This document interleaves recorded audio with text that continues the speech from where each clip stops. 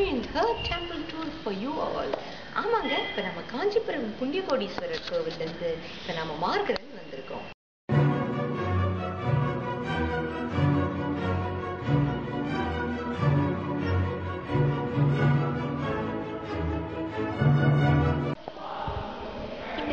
மார்கரல்னு பேர் வந்ததுக்கே ஒரு முக்கியமான காரணம் இருக்குங்க. இந்த ஊர்ல ஒரு பெரிய சிவன் கோவில் சோழர்கள் காலத்துல கட்டப்பட்ட கோவில். இந்த கோவில்ல இருக்கிற மூலவரோட பேர் தான் மார்கரலேஸ்வரர். இவரோட ஷேப் பார்த்தா ஆக்சுவலா ஒரு உடும்போட வால் மாதிரியே இருக்குங்க. அண்ட் இவர் இல்ல பிரதிஷ்டை பண்ண லிங்கம் இல்ல, இவர் தானா உருவானவர், சுயம்பு லிங்கம். இந்த இதுக்கு பார்த்து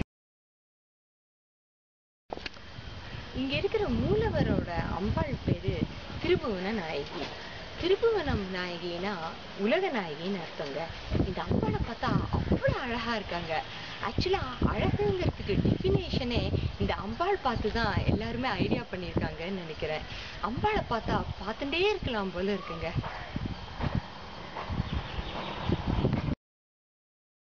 Here is a very small and beautiful shrine for Lord Dakshinamurti and a cute shrine for Durga Devi.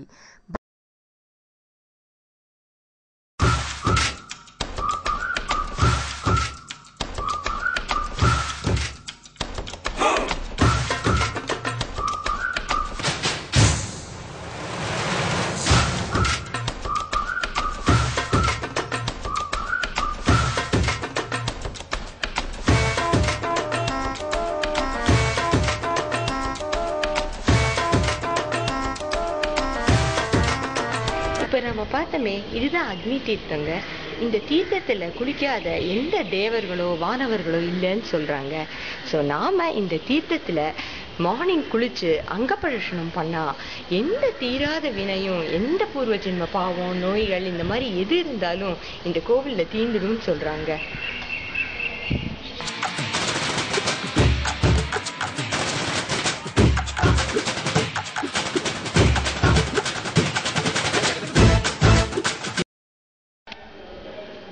அது மட்டும் இல்லைங்க, உங்க கோவில்ல இருக்கிற ஒரு பக்தர், ஒரு வைத்தியர் ஹெர்பல் மெடிசன்ஸ் ஃப்ரீயா டிஸ்ட்ரிபியூட் பண்றாங்க. இது குழந்தை இல்லாத தாய்மார்கள் வாங்கி சாப்பிட்டா கண்டிப்பா குழந்தை பாக்கியம் வரும்னு சொல்றாங்க. ஸோ உங்களை யாருக்காவது அந்த மாதிரி பிரச்சனை இருந்தா ட்ரை பண்ணி பாருங்க.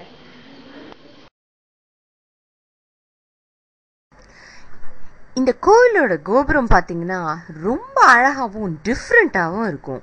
ஆக்சுவலாக இதோட ஷேப் தான் கஜபிருஷ்டம்னு சொல்கிறாங்க.